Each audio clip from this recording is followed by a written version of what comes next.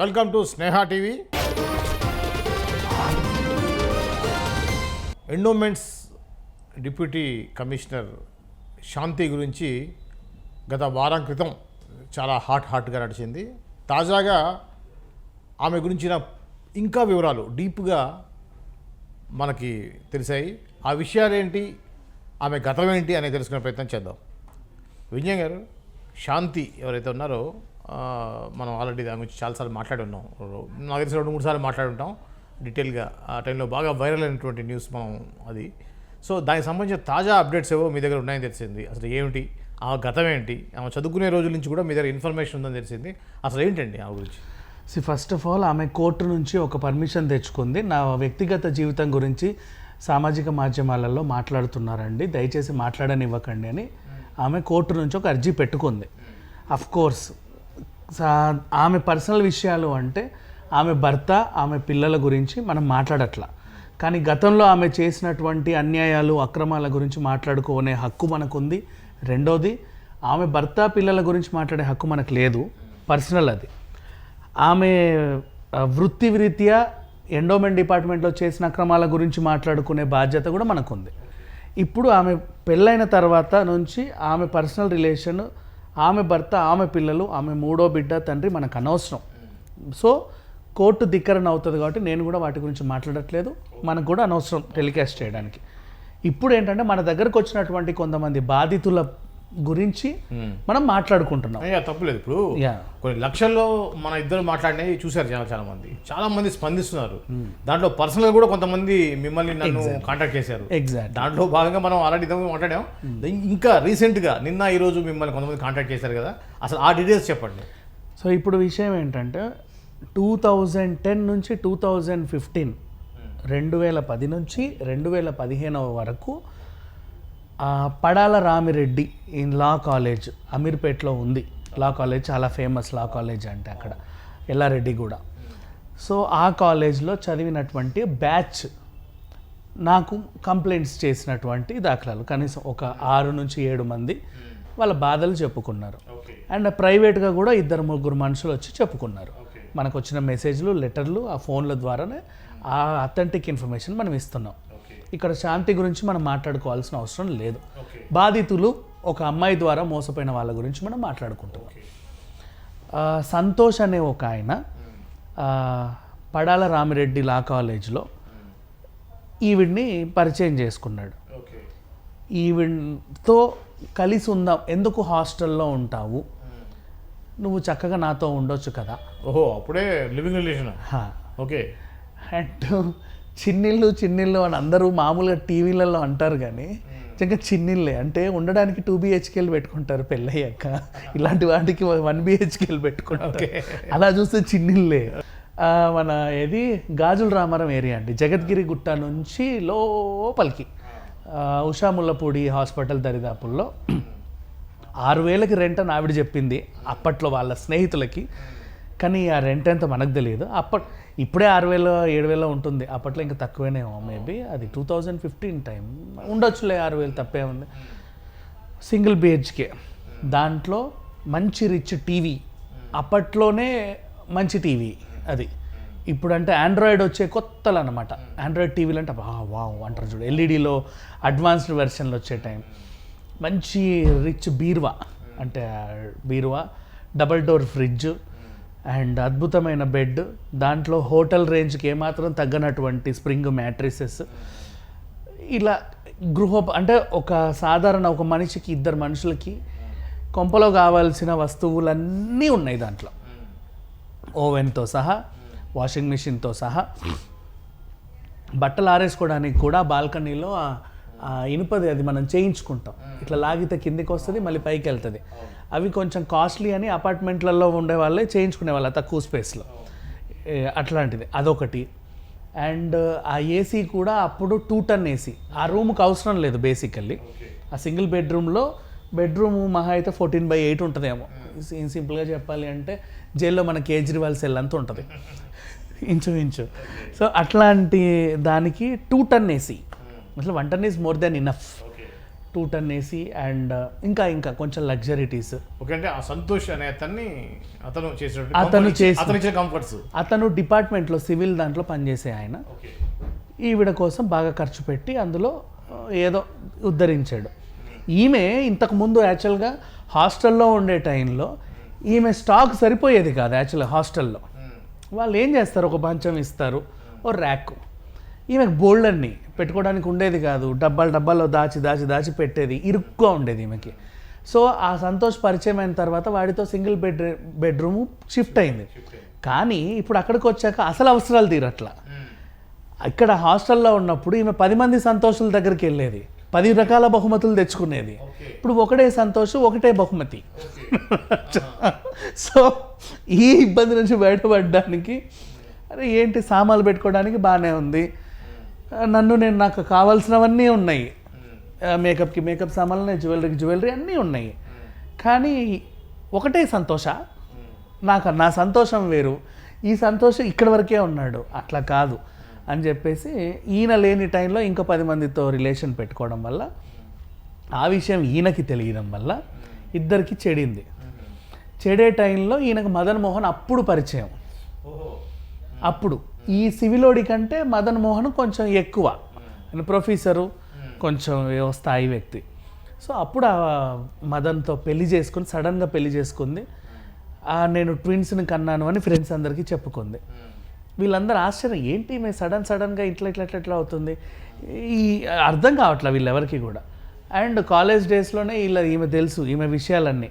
ఇప్పుడు కాలేజ్ డేస్లో ఏం చేసింది, యాక్చువల్గా ఈమె సివిల్స్ ఏం రాయలా, పాస్ అవ్వాల, కానీ ఎట్లా ఈమెకి ఎండోమెంట్ డిపార్ట్మెంట్లో జాబ్ వచ్చింది అనేది ఇప్పటివరకు వీళ్ళకి పెద్ద క్వశ్చన్. బ్యాక్లాగ్ పోస్ట్ ఏదైనా అంటే ఎవడి అండ వల్ల వచ్చింది, ఎలా వచ్చింది అనేది ఇప్పటికీ వీళ్ళ ఫ్రెండ్స్కి క్వశ్చన్ మార్క్. విషయం ఏంటంటే వీళ్ళు స్వయాన చూసేవాళ్ళు, ఈమె లెగ్గిన్ వేసుకునేది అమీర్పేటలో ఉన్నప్పుడు, రోడ్కో లెగ్గిన్. అక్కడ ఇప్పుడు కలర్స్ దాంట్లో ఉంటాయి, 99, 299కి లెగ్గిన్లు వచ్చాయి, మంచి మంచి లెగ్గిన్స్, టైట్ లెగ్గిన్ వేసుకొని టాప్ వేసుకొని వచ్చేది, ఓ చున్నీ. అలా వచ్చిన తర్వాత ఇక్కడ కాలు మీద అండ్ చున్నీ మీద రాసుకునేది అనమాట ఆన్సర్స్. రాసుకొని చిట్టీలు పెట్టేది, ఇట్లా రాసుకొచ్చేది, కాలు మీద రాసుకొచ్చి ఇట్లా చూసి మామూలుగా ఇట్లా చెప్పేది, ఎగ్జామ్స్ రాసేది. అంటే యాక్చువల్గా వీళ్ళకి ఒక రిజర్వేషన్ కోటాలో ఓ తులం మార్కులలో, అర్ధ తులం కాదు పావు తులం మార్కులతో వీళ్ళు బయటపడవచ్చు. ఆ పావు తులంలో కూడా మొత్తం కాపీ కొట్టేది ఈమె కంప్లీట్గా. సో అట్లా ఈమెకి ఇట్లాంటిది, ఈ పరీక్షలే సరిగ్గా రాయలేదు లాలు, ఆమె సివిల్స్ ఎట్లా రాసింది, ఎలా పాస్ అయింది అనేది ఇంకా స్ట్రిక్ట్గా ఉంటుంది కదా అనేది వీళ్ళందరికీ ఇదనమాట. ఈమె బ్యాచ్ మొత్తం ఇప్పుడు ఎక్కడ ఉన్నారు అంటే ఆల్మోస్ట్ 50% మన కూకట్పల్లి కోర్ట్ ఉంది కదా, ప్రజెంట్ కూకట్పల్లి కోర్టులో ఈమె బ్యాచ్ అంతా 50% అక్కడే అందరు లా ప్రాక్టీస్ చేస్తున్నారు, బార్ అసోసియేషన్ మెంబర్స్గా ఉన్నారు, కేసులు కూడా డీల్ చేస్తున్నారు. ఎవరికైనా సరే అనుమానాలు ఉంటే అక్కడికి వెళ్ళి శాంతి గురించి అడిగితే అందరూ చెప్తారు. అండ్ ఆవిడ ఉన్నప్పుడు ఇప్పటివరకు ఉన్న లెక్చరర్స్ అందరినీ కూడా ఆవిడ గురించి అడిగితే చెప్తారు. మనకు కూడా వీళ్ళే పిలిచి మరీ ఇన్ఫర్మేషన్లు ఇచ్చారు. ఒక 7-8 మంది మనకి ఇప్పటివరకు ఫిర్యాదులు చేశారు, దాంట్లో వీళ్ళ బాధితులు కూడా ఉన్నారు. ఇప్పుడు ఈమె సోకులు నెక్స్ట్ ఇవేంటంటే, ఫస్ట్ లా కాలేజ్లో జాయిన్ అయినప్పుడు ఈవిడ 1100 నోకియా ఫోన్ వాడింది. ఇంత ఉండేది ఆ ఫోన్, బ్లాక్ అండ్ వైట్, అదే గ్రీన్ అండ్ వైట్, బ్లాక్ ఏదో కలర్. తర్వాత మోటోరోలా ఫ్లిప్ ఫోన్ కొనింది with in a span of 2 or 3 months. ఆ తర్వాత దసరా వరకు లోపే ఈవిడేం చేస్తుందంటే ఒక డబ్బా ఫోన్ అనమాట, స్క్వేర్ షేప్లో ఉండేది, ఇలా అద్దం తీసినట్టు తీయాలి దాన్ని, వెరైటీగా ఉండేది, దాని మీద కూడా స్టోన్స్ డిజైన్స్ ఉండేవి, దాన్ని ఇలా మూసి ఇట్లా కీ చైన్ లాగా ఉండేది ఆ ఫోన్ వాడింది. ఆ తర్వాత సంక్రాంతి లోపే న్యూ ఇయర్ లోపు తను అప్పుడే ఒక టచ్ ఫోన్ వాడింది. అది ఇంత ఉండేది అనమాట, టచ్ 16,000 ఎంతో సాఫ్ట్గా ఉండేది టచ్ ఫోన్. అప్పట్లో మనకి 2G 3G అట్లా ఉండేది, 3G టైం. ఒక టచ్ ఫోన్ కొనింది, అదేంటి శాంసంగ్ సంబంధించిన కంపెనీ. That's all. ఇంకా తర్వాత ఆమె తీరుతెన్నులన్నీ మారిపోయాయి. ఇప్పుడు ఎట్లా ఉందో వాళ్ళకి తెలియదు. అండ్ ఆ టచ్ ఫోన్ టైంలో ఆమె మెయింటెనెన్స్ కూడా మారిపోయింది. ఆమె డ్రెస్సింగ్ స్టైల్ కానీ ఆమె హ్యాండ్ బ్యాగ్ కానీ, అంతకుముందు తను వాడిన హ్యాండ్ బ్యాగ్కి అంటే అమీర్పేటలో 200-250 హ్యాండ్ బ్యాగులు వాడేది. తర్వాత హ్యాండ్ బ్యాగ్కి తేడా మార్చిపోయింది. ఆ హ్యాండ్ బ్యాగ్ స్టైల్, దాని నిండా సరుకులు కూడా అలాగే ఉండేవి. ఇంత తక్కువ టైంలో ఎట్లా డెవలప్ అవుతుంది, ఏం చేస్తుంది ఇవి, ఏం చేస్తుందని వీళ్ళందరినీ అడిగితే కొంతమంది వీళ్ళకి చెప్పిన విషయాలు ఏంటంటే, అక్క మమ్మల్ని రమ్మనింది అప్పట్లో ఒకసారి, నన్ను కూడా పిలిచింది వాళ్ళ ఇంటికి ఒకసారి రమ్మని, కలవమనింది పర్సనల్గా, ఏదో మాట్లాడాలంట, తెలియదు మరి. తర్వాత ఎందుకో తను అంటే కాంటాక్ట్లో లేదు అని చెప్పి. ఎందుకు పిలిచింది నిన్ను, నీకైనా వాళ్ళకి పరిచయం? నాకు పరిచయం లేదక్క, మొన్న ఒక్కసారి జస్ట్ అట్లా అక్కడెక్కడో ఆ కొబ్బరి బొండం షాప్ దగ్గర, ఆ జ్యూస్ షాప్ దగ్గర పరిచయం అంతే. నన్ను చూసింది, నువ్వు బాగున్నావు, ఎప్పుడన్నా రా ఒకసారి కలువు మాట్లాడదాం అని, అంతే, నాకు ఇంకేం లేదు అని తెప్పించింది. వీళ్ళకి అనుమానం ఏంటంటే, ఇట్లా కొత్త కొత్త అమ్మాయిలని ఏమార్చి ఎవరికో వీళ్ళు అంటగడుతుంది అనే ఒక అనుమానం వచ్చింది వీళ్ళకి. So it's a crime. ఈ గురించి ఇంకా డీటెయిల్స్ లోతుగా ఇంకొంతమందికి తెలిసిన వాళ్ళు ఉన్నారండి, వాళ్ళ గురించి మేము నెక్స్ట్ సెషన్లో ఇస్తామని చెప్పారు. సో ఇప్పుడు మన ద్వారా వాళ్ళ రిక్వెస్ట్ ఏంటంటే, ఎవరైనా సరే శాంతి బాధితులు ఉంటే చాలా హ్యాపీగా యథేచ్ఛగా మన ఛానల్కి, స్నేహ టీవీకి కానీ లేదా మాస్టర్కి టీవీకి కానీ కింద స్క్రోలింగ్ నెంబర్లు వస్తాయి కదా, దానికి వీళ్ళ ఫిర్యాదులు ఏమైనా చిన్న ఇన్ఫర్మేషన్ అయితే తెలిసినా చెప్పొచ్చు. వీళ్ళ పేరు గోప్యంగానే ఉంచుతాము, కానీ మనం చెప్పాల్సిందైతే చెప్తాం. ఇది వాళ్ళ రిక్వెస్ట్ కూడా ఇంతే. ఓకే. అంటే తను పెళ్ళికి ముందు నుంచే, అంటే కాలేజీలో ఉన్నప్పటి నుంచే కూడా కొన్ని అక్రమైన మార్గాల్లో డబ్బులు సంపాదించారు. ఎగ్జాక్ట్లీ. అయితే అప్పుడు కొంతమంది అమ్మాయిలని అక్క మాట్లాడు, కానీ క్లారిటీ ఇవ్వాల, వాళ్ళు ఎవరు చెప్పాల, పిలిచింది జస్ట్, కానీ ఎందుకు అనేది చెప్పాల. మేము కలవాల, ఎక్కడో అంటే అడ్రస్, ఆడికి పోలే మేము అని చెప్పింది. కానీ అంటే వాళ్ళ కుటుంబ పరిస్థితులకు ఈమె మెయింటైన్ చేసేదానికి చాలా వ్యత్యాసం గమనించారు. అది తక్కువ టైంలో, విత్ ఇన్ ఎ స్పాన్. అంటే నీ ఫోన్లు డక్కడకప్ప మారిపోతున్నాయి, లైఫ్ స్టైల్ మారిపోతుంది, నీ కాస్మెటిక్ లెవెల్ మారిపోతుంది. అప్పట్లో స్కిన్కి జస్ట్ ఒక ఫేస్ సబ్బు రాసి క్రీమ్ వాడిన ఆవిడ తర్వాత ఒక స్కిన్ కేర్ రెజ్యూమ్కి వచ్చింది. సిరం, టోనర్, ఫస్ట్ టోనరు, తర్వాత సిరము, ఆ తర్వాత day cream, night cream, sun screen, తర్వాత body cream, hand cream, shower gel, hair spa, రెగ్యులర్గా బ్యూటీ పార్లర్స్కి విజిట్ చేయడం.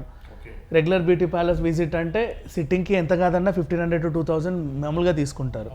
హెయిర్ స్ట్రైట్నింగ్ చేయించుకోవడం, కలరింగ్, ఎడ్జెస్ కలరింగ్ చేయించుకోవడం, ఇలాంటివన్నీ కూడా వీళ్ళు గమనించి మనకు చెప్పారు. ఇది చాలా అథెంటిక్ ఇన్ఫర్మేషన్. దీన్ని శాంతిగా ఒకవేళ ఖండిస్తే ఖండించవచ్చు, కాదంటే మన దగ్గర విత్ ప్రూఫ్ రుజువులు అన్నీ ఉన్నాయి బయట, విత్ సాక్షులు ఉన్నారు, విత్ ప్రూఫ్ రుజువులు కూడా ఉన్నాయి. అండ్ ఆ పడాల రామరెడ్డి కాలేజ్లో ఈమె జాయిన్ అయిన 5 ఏళ్ళు ఎంతమందితో ఎన్ని అఫైర్స్ పెట్టుకుందో కూడా, అందులో కనీసం ఒక 10 నుంచి 15 మంది కూడా మనకు ఇన్ఫర్మేషన్ ఇచ్చిన వాళ్ళు ఉన్నారు. మెల్లిమెల్లిగా ఇంకా విషయాలు బయట పెడతాం. ప్రజెంట్ ఇంకెవరైనా వాళ్ళకి తెలియని వాళ్ళు ఇన్ కేసు ఈ వీడియో ఎవరైనా చూస్తే వాళ్ళు కూడా మనకి సమాచారం అందించవచ్చు.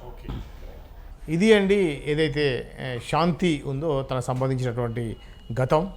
సో ఇప్పుడు చేసినటువంటి విషయమే కాదు, భర్తని మోసం చేసిందని, తన కొడుక్కి తండ్రి తన భర్త కాదు అని తను చెప్పడం అనేది చాలా సంచలనం రేకెత్తించింది. ఇటువంటి తాజా సమాచారం కోసం చూస్తూనే ఉండండి Sneha TV. Please like, share and subscribe Sneha TV.